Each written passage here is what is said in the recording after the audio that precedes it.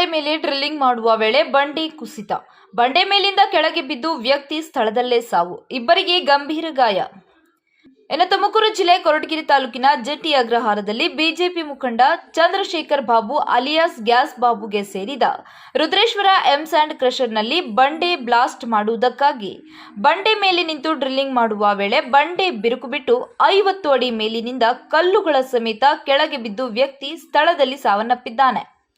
ಇನ್ನು ಮಧ್ಯಪ್ರದೇಶದ ಆಲೂಪುರ ಜಿಲ್ಲೆ ವಾಸಿಯಾದ 26 ವರ್ಷದ ದಾಲ್ಮಾನ್ ಮೃತ ದುರ್ದೈವಿಯಾಗಿದ್ದಾನೆ.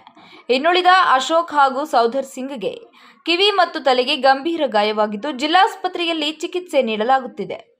ಇದರಲ್ಲಿ ಇರ್ತಕ್ಕಂಥ ರುದ್ರೇಶ್ವರ ಕ್ರಷರ್ ಮತ್ತು ಕ್ವಾರಿ ಪ್ರದೇಶದಲ್ಲಿ ನಿನ್ನೆ ಒಂದು ಅವಘಡ ಸಂಭವಿಸಿ ಒಬ್ಬ ವ್ಯಕ್ತಿ ಮೃತವಾಗಿ ಇಬ್ಬರು ಗಾಯಗೊಂಡಿರ್ತಾರೆ.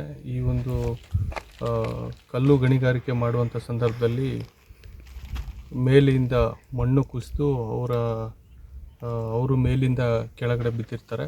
ಸೊ ಅದರಿಂದ ಒಬ್ಬ ವ್ಯಕ್ತಿ ಮೃತವಾಗಿರೋದು ಹಾಗೂ ಇಬ್ಬರು ವ್ಯಕ್ತಿಗಳಿಗೆ ಗಾಯಗಳಾಗಿರೋದು ಕಂಡುಬಂದಿರುತ್ತೆ. ಈ ನಿಟ್ಟಿನಲ್ಲಿ ಈಗಾಗಲೇ ಕೊರಟಗೆರೆ ಪೊಲೀಸ್ ಠಾಣೆಯಲ್ಲಿ FIR ಕೂಡ ದಾಖಲಾಗಿದೆ. ಗಣಿ ಮತ್ತು ಭೂ ವಿಜ್ಞಾನ ಇಲಾಖೆಗೂ ಕೂಡ ಮಾಹಿತಿಯನ್ನು ತಿಳಿಸಲಾಗಿ ಅವರು ಕೂಡ ಈಗ ಸ್ಥಳ ತನಿಖೆ ಮಾಡಿ ಅಗತ್ಯ ಕಾನೂನು ಕ್ರಮವನ್ನು ಕೈಗೊಳ್ತಾರೆ ಅಂತೇಳಿ ತಿಳಿಸಿರ್ತಾರೆ.